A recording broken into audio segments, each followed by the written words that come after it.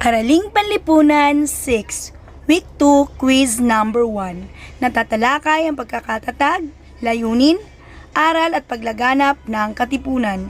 Inihanda ni Teacher Aliu B. Orillo. Sino ang nagtatag ng katipunan? Andres Bonifacio.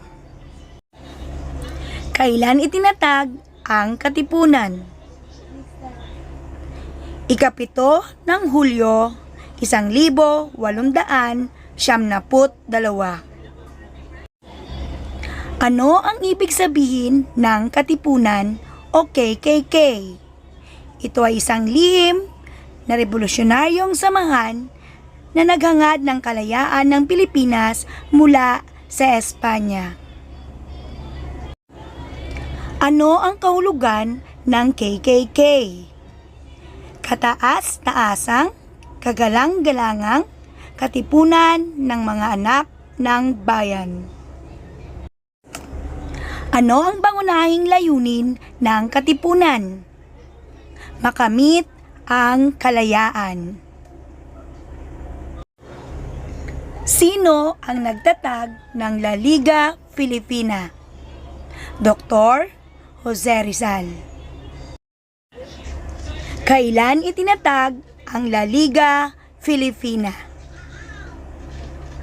Ikatatlo ng Hulyo, 1872.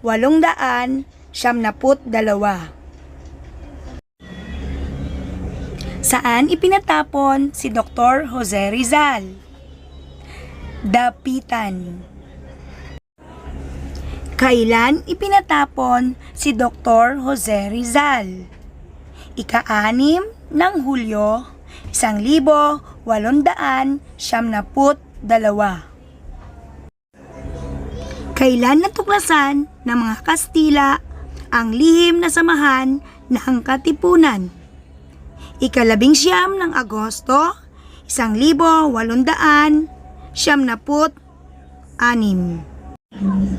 Ano-ano ang tatlong layunin ng katipunan? Sibiko, moral, at politikal. Ano ang sistemang ginamit sa pagpaparami ng kasapi ng katipunan?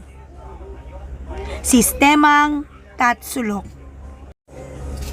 Ano ang lihim na pahayagan ng katipunan? Kalayaan. Layunin ng katipunan tungkol sa paglilingkod sa bayan at sa kapwa. Sibiko. Layunin ng katipunan tungkol sa pagpapabuti ng ugali at pagkatao. Moral. Ang layunin ng katipunan tungkol sa pakikibaka para sa kalayaan at pagbabago sa pamahalaan. Politikal.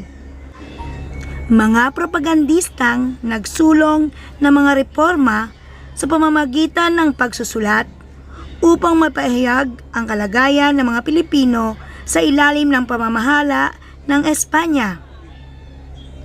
Jose Rizal, Graciano Lopez Haina, at Marcelo H. Del Pilar. Ito ay kinusan para sa reforma sa pamamagitan ng pagsusulat at pagpapahayag ng mga hinaing. Kilusang propaganda. Tinaguriang ama ng himagsikan, supremo at ama ng katipunan. Andres Bonifacio. Ano ang itinatag ni Dr. Jose Rizal noong ika-3 ng Hulyo, 1872? La Liga Filipina. Sino ang tinaguriang utak ng katipunan? Emilio Jacinto. Sino naman ang utak ng himagsikan? Apolinario Mabini.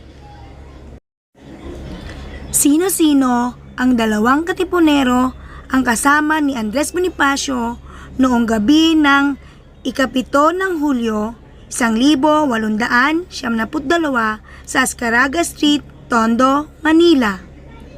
Ladislao Diwa at Teodoro Plata. Saan naganap ang pagpupulong at pagkakatatag ng Katipunan? Sa Ascaraga Street, Tondo, Manila.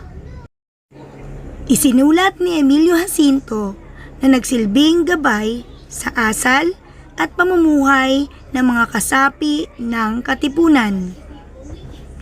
Kartilya ng Katipunan. Anong pangalan ang ginamit sa mga lihim na mga grupo o balangay sa loob ng Katipunan? Cavite. Aling sangay ng Katipunan ang itinuturing na pinakamataas na pamunuan na nagpapasya sa mahalagang usapin ng buong samahan sa bansa? Kataas-taasang sanggunian. Ano-ano ang mga aral sa Katipunan?